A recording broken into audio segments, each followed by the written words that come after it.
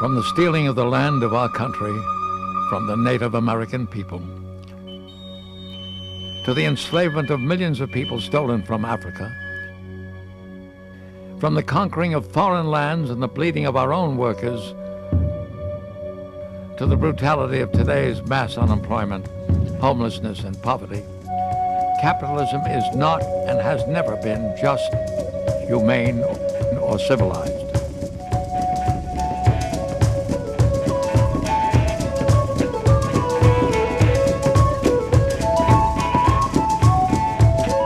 It is this class struggle between oppressor and oppressed that gave rise to the Communist Party, a party of action.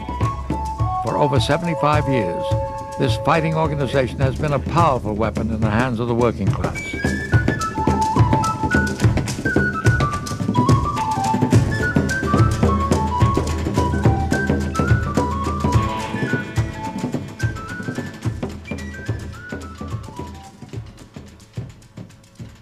The rich have pushed capitalism to the brink, and after 500 years, capitalism hasn't solved any basic needs of the people.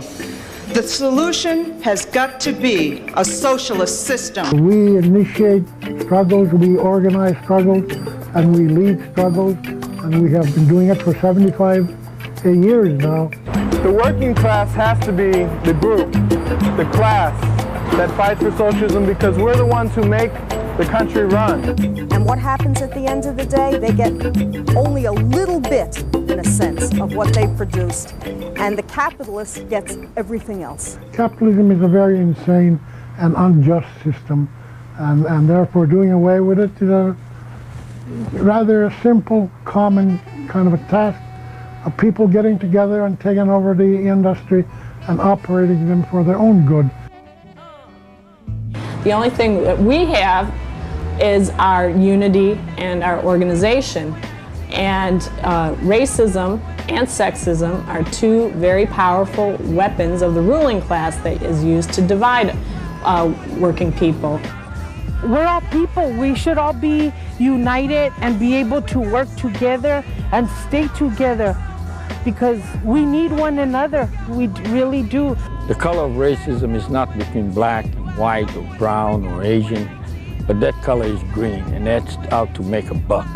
Part of the problem is the capitalist state, it makes a double standard. It says to us as women, you know, you're not a real woman unless you stay home and take care of your kids, right? But if you try to stay home and take care of your kids, then you're, you know, a quote welfare bitch, right? Living off the fat of taxpayers. What's a bunch of bull? Because how can you possibly raise a child on what? They give you $60 more a month? Okay. And for poor women, for women of color, for working class women, this is a major issue. And it's an issue that hasn't been addressed, and it's something that the party has addressed and the party has talked about, that there are these other connections. So by fighting racism, we're fighting for our future. By fighting sexism, we're fighting for our future, because our future relies on our unity. Once we realize that we all the same class, instead of same race, or same human race, is cool. But once they found that we're the same class, then capitalism doesn't have a chance.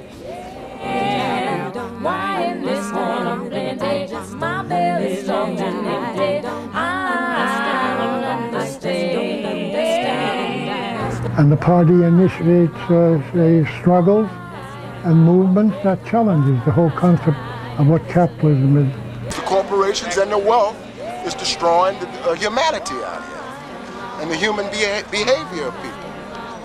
So what does the poor do out here? You got a class struggle and a class war out here. A lot of people have lost confidence in the system completely, and they don't know exactly how to change it.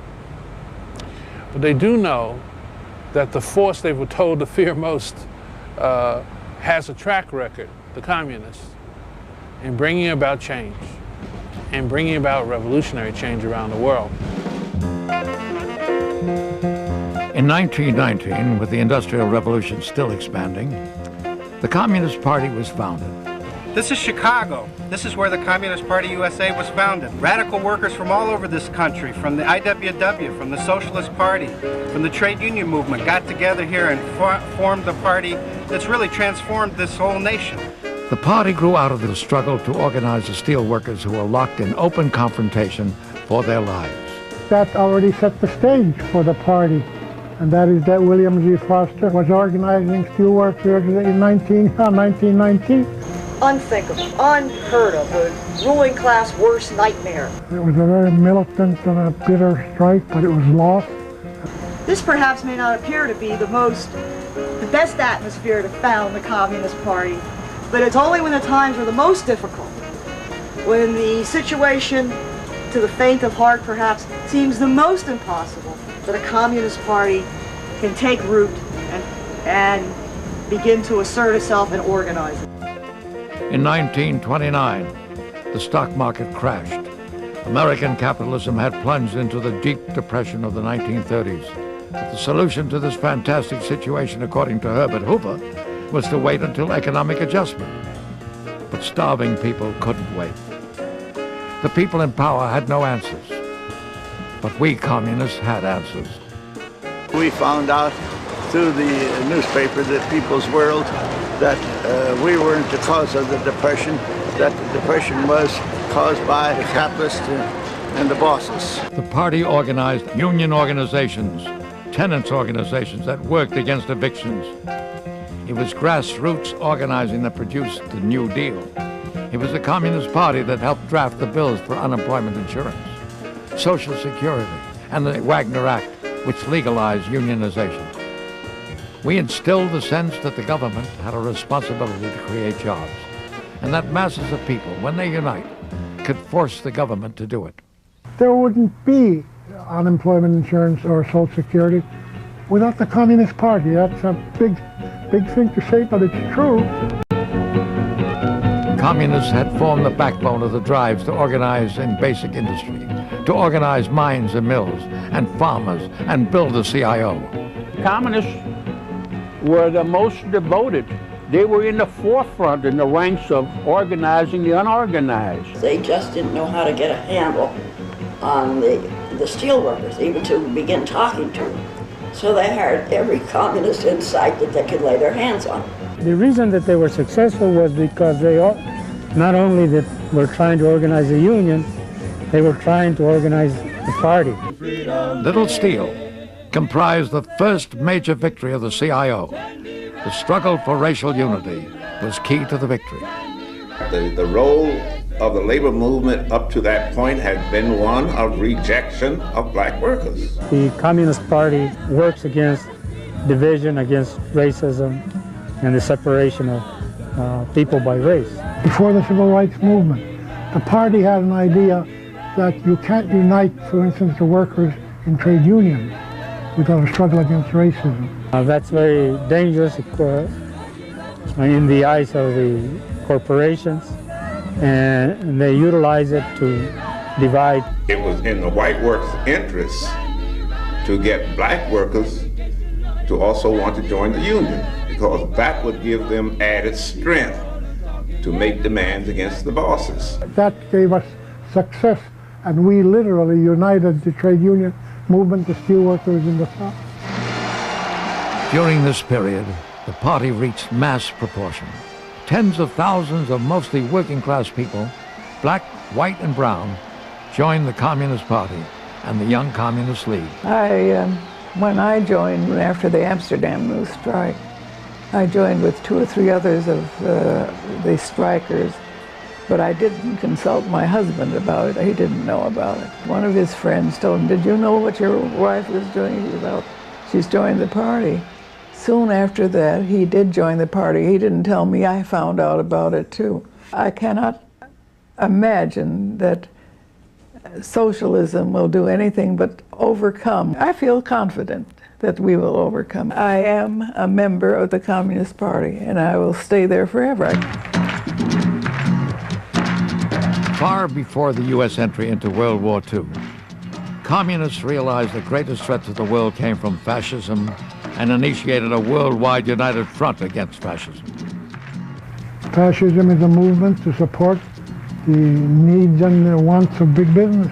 In the final analysis, communists played a decisive role in feeding fascism militarily and every other way. The launching of the Cold War and the nuclear age was designed to establish U.S. imperialist domination of the whole world. This meant the suppression of dissent at home, which included the silencing of the Communist Party.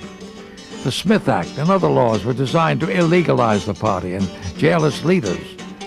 It is a way of life, an evil and malignant way of life. It reveals a condition akin to disease. We became a danger to the rich, to the monopolies, to the big corporations. At least they thought we were. Ladies and gentlemen, William Z. Foster. The Wall Street monopolists, with their Taft-Hartley bill, are trying to split and devitalize and hamstring the trade unions. The Taft-Hartley bill, moreover, would drastically limit the workers' right to strike. It would authorize the president to break national strikes. It would permit employers once again to use strike-breaking injunctions. Wall Street, with its fascist-like Taft-Hartley bill, also wants to kill the Communist Party. But they will fail in this as in their other anti-labor objectives. The workers, the American people, need a strong Communist Party, and it will be built despite Wall Street profiteers and exploiters. You have heard William Z. Foster, chairman of the Communist Party, which purchased the foregoing 15 minutes. Corporate America's offensive of the 80s began with Reagan smashing Patco and ended 12 years later with the defeat of Bush. If strike-breaking characterized the Reagan years, by the end of Bush's administration, militant labor fight-backs characterized struggle in the 90s. And wherever workers are on picket lines, marching, demonstrating, we give all-out coverage. You got the Caterpillar workers resisting the worst union-busting campaign we've seen in this country in years. You have the state police busting up their picket lines. And the party's in the middle of this war zone in Illinois. We're on all the picket lines. We're out there with the People's Weekly World, the only paper that really tells the story of what's happening in these strikes. People are joining the party in Chicago like never before, because the same problems that plagued the working class in 1919 when the party was founded plagues the working class today.